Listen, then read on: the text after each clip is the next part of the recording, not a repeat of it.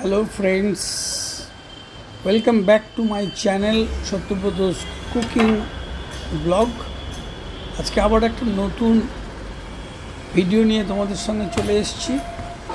এই যে এই লাউটার খোসা ছাড়িয়ে ওটাকে চপ করা একটা খুব লেবোরিয়াস জব, অনেকের কাছেই খুব কষ্টকর একটা কাজ। তো এটা আমি কত সহজে কত অল্প সময়ের মধ্যে লাউয়ের খোসা ছাড়িয়ে এগুলোকে ছোটো ছোটো করে কুচি করে নেওয়া হয় কিভাবে, সেটা তোমাদেরকে দেখাবো। দেখতে থাকো, আর ভালো লাগলে লাইক করো, নতুন যারা দেখছো তারা চ্যানেলটাকে সাবস্ক্রাইব করো, আর ওই নোটিফিকেশানের জন্য একটা বেল আইকন আছে, ওটাকে ক্লিক করে রেখো। তাহলে অনেক সুন্দর সুন্দর রান্নার টেকনিক, রান্নার মেথড সব দেখতে পাবে। আজকে লাউ রান্নাটা দেখাবো না, আজকে খোসা ছাড়ানো আর কি করে এটাকে তাড়াতাড়ি করে কুইক চপ করা যায় সেইটা তোমাদের সঙ্গে শেয়ার করছি। কারণ এটা অনেকের খুব কষ্টকর একটা কাজ, কিন্তু এটা দিয়ে কত সহজে করা যাবে তোমরা দেখতে থাকো।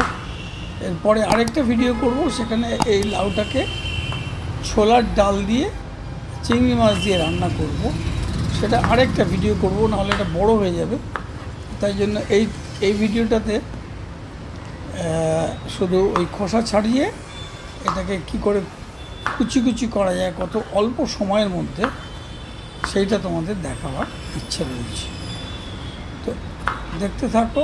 এই খোসাটা ছাড়ানো হয়ে গেল, এরপরে এটাকে চপিং করা হবে কত ফাস্ট একটা যন্ত্র দিয়ে। দেখতে থাকো, দেখতে পাবে শেষে কী আছে। এটা কোয়ান্টিটিটা একটু কম লাগছিলো, তাই আর একটুখানি কেটে নিলাম, নিয়ে ওটাকেও চপ করবো একসাথে। দেখতে পাবে। এটা হচ্ছে প্রেস্টিজ কোম্পানির ইলেকট্রিক চপার। এটা দিয়ে তুমি ইচ্ছে করলে পেঁয়াজ, আদা, রসুন সবই চপ করা যায়। যত ওপরে প্রেস করবে তত এটা মাইনিউটলি কাটা হয়ে যাবে, ছোটো ছোটো করে কাটা হবে। বড় বড় করে কাটতে চাইলে একবার দুবার প্রেস করে ছেড়ে দাও, তাহলে বড় বড় পিস হবে। আর যদি ছোটো ছোটো পিস করতে চাও তাহলে এটাকে অনেকবার প্রেস করতে হবে। এটা 5 অ্যাম্পিয়ার ইলেকট্রিক প্লাগ পয়েন্ট থাকলে এটা দিয়ে কাজ হয়ে যাবে। খুবই ইউজফুল একটা জিনিস। এটা প্রেস্টিজ কোম্পানি, অন্য কোম্পানিরও আছে। তো চলো এটাতে কীভাবে কত তাড়াতাড়ি কত ফাস্ট লাউটা চপড হয়ে যাচ্ছে সেটা তোমাদেরকে দেখাচ্ছি, শেয়ার করে দিচ্ছি। একটু বেশি বড় বড় করে টুকরোগুলো কেটেছিলাম বলে একটু দেরি হলো। এগুলো আরও ছোটো ছোটো করে কাটলে আরও তাড়াতাড়ি হয়ে যাবে।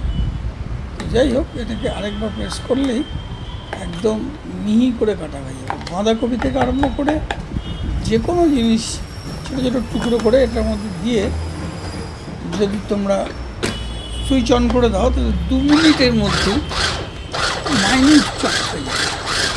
এরপর আর কোনো কাজ নেই, এবার নিয়ে গিয়ে গরম তেলে কষে রান্না করে দাও।